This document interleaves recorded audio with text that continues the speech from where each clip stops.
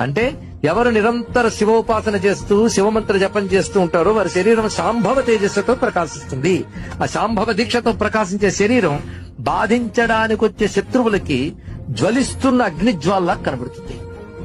శివభక్తులు కనబడగానే దేవతలందరూ చూసి ఏం చేస్తారంటే అతడు శాంభవ తేజస్సు చూసి నమస్కారం చేస్తారట. అందులో దేవతల్లో ఒకడు యముడు దక్షిణ వైపు ఉంటాడు. వాడు మాత్రం ఒక నమస్కారం చేసి గుండెలా పట్టుకుంటాడు కష్టం.